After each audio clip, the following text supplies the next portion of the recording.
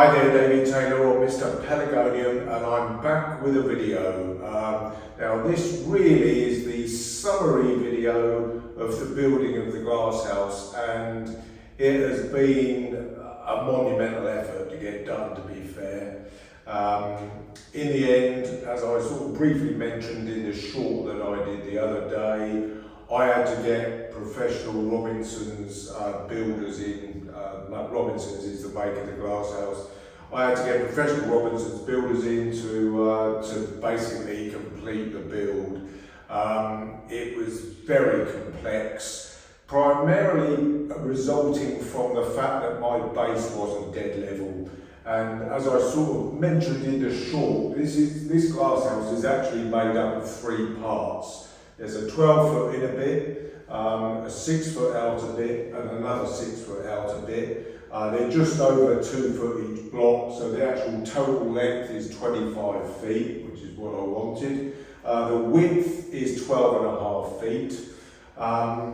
So, I mean, you can imagine it was quite a complex build, but when you're piecing together three separate parts, the base has got to be absolutely plumb. Otherwise, it just basically doesn't work. And that was the big problem that I was having on my own. It really wasn't going together. And of course, professionals, they have special tools that hold the roof all together when they're piecing it together. And hold all the levels up. The base needed adjusting because it was about 20 mil out on the length. Now, if you were doing a base for, say, an outhouse where you were putting, wooden floors above the base, it wouldn't matter. But on a glass house where you're building directly onto the base, it makes a big difference, particularly with the fact that you've got three separate parts that you're trying to piece together. So that was a problem. It really caused a lot of headaches, and in the end, it just got way out of my depth. So you had to bite the bullet. I'm filming this on Sunday the 10th of November, and thankfully they came around last Monday, and that was a surprise. I was actually all due to do an update video, but I had a great surprise. They rang up on Sunday night to say they were going to be turning up on a Monday, because we've had an awful lot of dry weather, so they've been able to catch up a bit on some of the other glass house building that they've been doing. So yeah, they came through, and it's all now completed. It did leave some gaps, of course, because some of the parts of the glass house had to be raised up.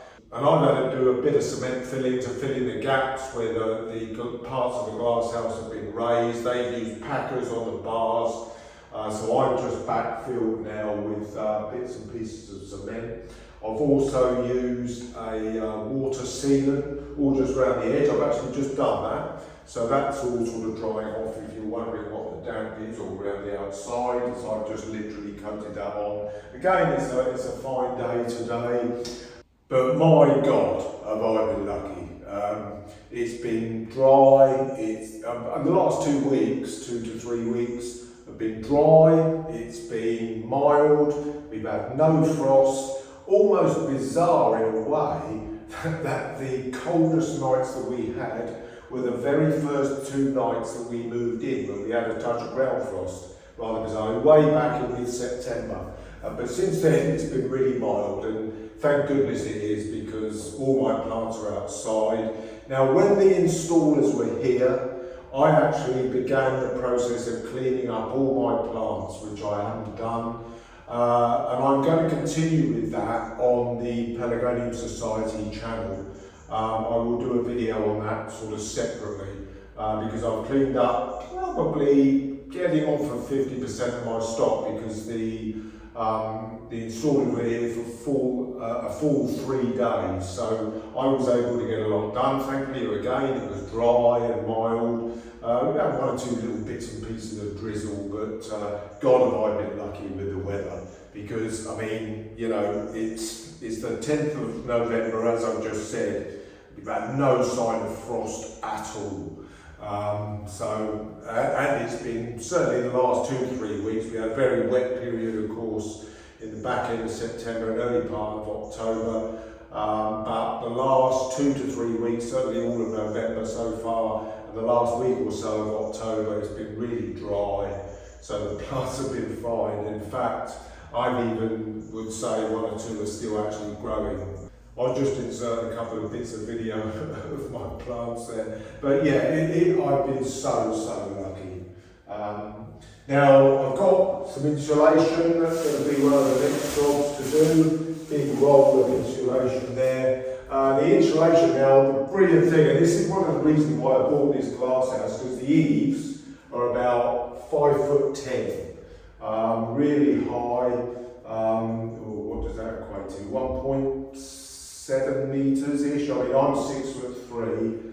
Now, one of the only things is that there are 2 main joins which have these great big supporting bars, which will also help, of course, in very sort of stormy, windy weather.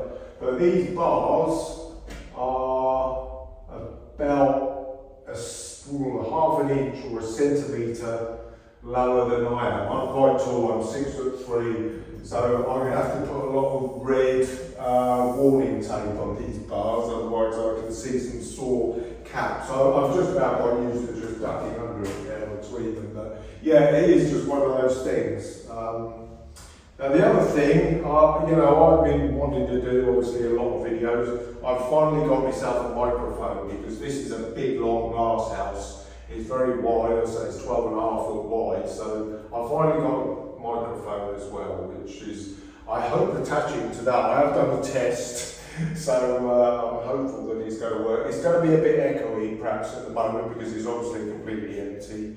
I've got all of my bench staging coming this week, early this week I hope, because that's one of the next projects. Got some water butts coming, I think they're coming tomorrow. They're going to be fitted to the end. I'm going to have 2 on each side linked together. I've got a temporary arrangement going on there now, if you're perhaps wondering what's going on outside, if you can see it. But yeah, that's they're there to be done. I'll perhaps do that in the next couple of days. But the staging is going to be the main thing. There are just a couple of little niggly bits that the fitters are going to have to come back and sort out. On the first join there, I've got a leak because we've had a bit of drizzly rain. That's been leaking through, so that needs to be looked at. But a few of the vents don't shut up properly, so I've been in contact with them. They'll be coming back to have a look at that at some point. Regarding the vents, you may remember that we had a bit of an issue in that this glass house as a fit comes with auto vents, and auto vents are utterly useless for me. Because I vent my glass house. I mean, in days like this when it's dry, even in the winter, dry and mild, I will be fully opening up the glass house. I'm obviously just shut it up to do this video. I'm at the moment using these little blocks.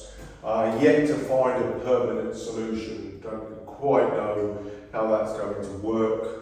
I've seen one potential item that I could use, which is a wind-up ratchet. They're quite expensive, and for 10 pence, that's just way too much money for me at the moment. So I'm going to have to wait and potentially see what kind of solution I can find in the long term. In the meantime, I'm just using these little blocks of wood.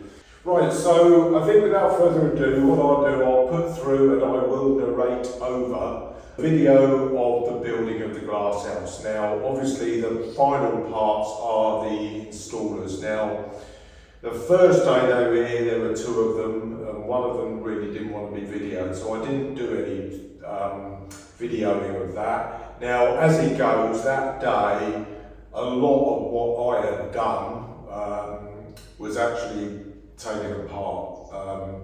So they had to do all their levelling and all that kind of thing. So I actually didn't video anything that day. But all of the day, the other main fitter that did the bulk of the work, he had no problems with me videoing him at all. It's all very fast, I mean, you barely see him anyway.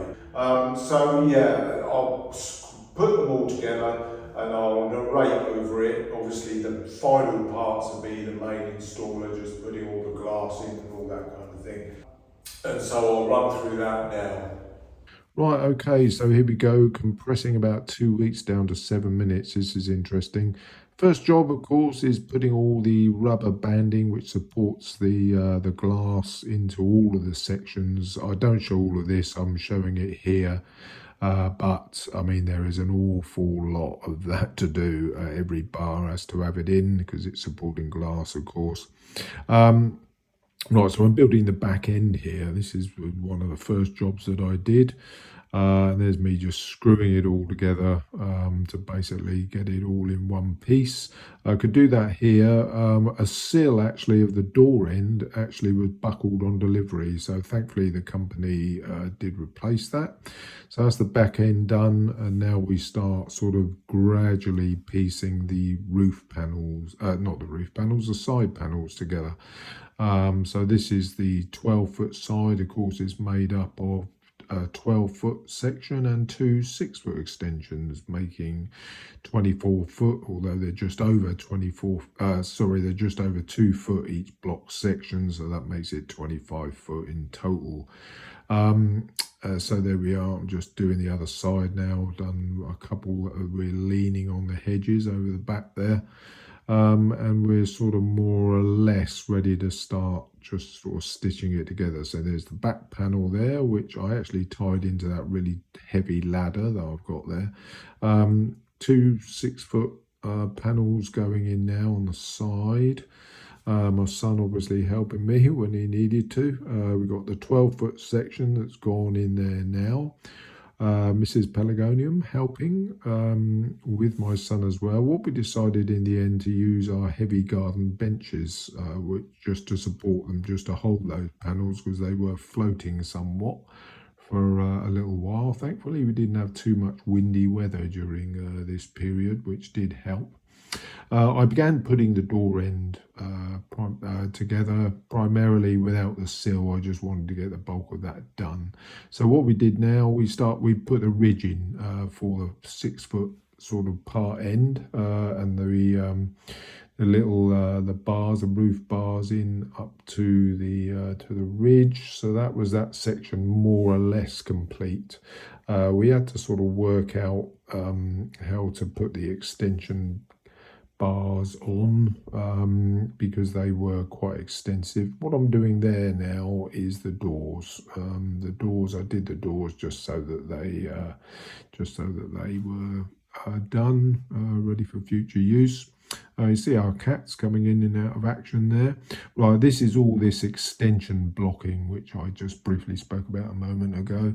This is what sort of supports the extension between the two parts. Between each of the sections that go together, you have to have these special blocks that hold it all in and brace it together, and you can see it's there complete. I speak a little bit about that because it is just about the same height as me, so I'm going to put a bit of warning tape on there. The sill arrived for the door end, so I was able to complete that, and so we got the 6-foot blocks done for this door end, and then we're putting the door end on and screwing it together. Now, one thing I will add is that the fitters that came said I did a very good job. They didn't have to take any of the panels down that we did. You can see these extension blocks there with the ridge from this 6-foot end. Now the middle part did take a bit of effort getting in. I get a neighbour in and the time lapse ran out and I didn't time lapse it. So I missed that middle part going in. The roof bars going in to more or less complete it.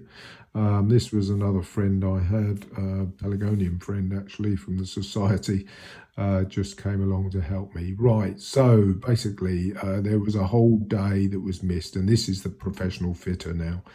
There were 2 of them initially. The day before they just had to raise up and pack out the base just to get it all dead level.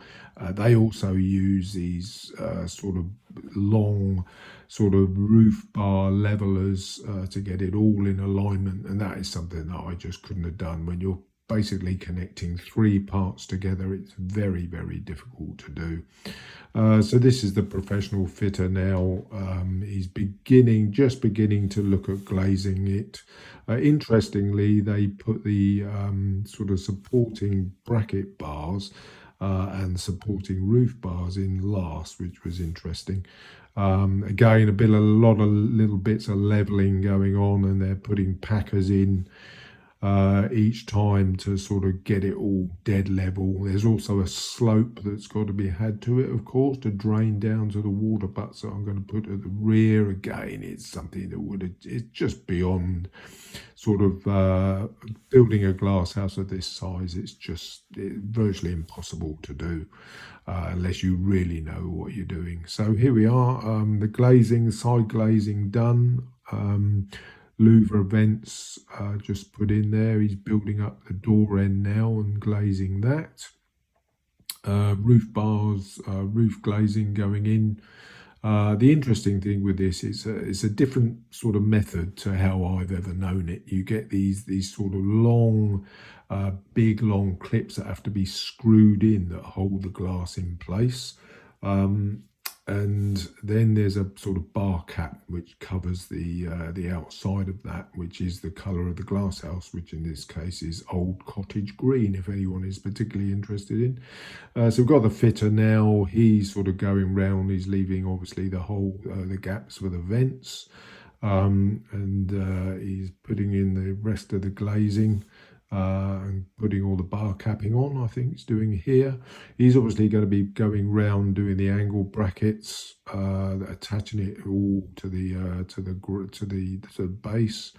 Getting the vents on now. I've got 10 vents, a good number of vents. And there we go. I mean, we're coming to the end now. He's sealing it all down completely, putting all the capping and brackets on. I think the last thing to be done is joining all the gutters to make sure they all fit together, and the door, completely fitting that in. Last bit of glazing, and you'll see me come in just sort of almost congratulating him on the end of seeing the glass house, and that's it complete. Right, so there we go, that's just about wrapping it up. The other thing, of course, which I didn't mention, is that I've got all the electrics to go in. I've got an electrician coming. Here's the armoured cable that's coming up through the base. That's going to be done, from my understanding. I think he's about 2 weeks away now or so. If we were to get a frost, I'd just run an extension cable through the door, close the door up as much as possible and cover it.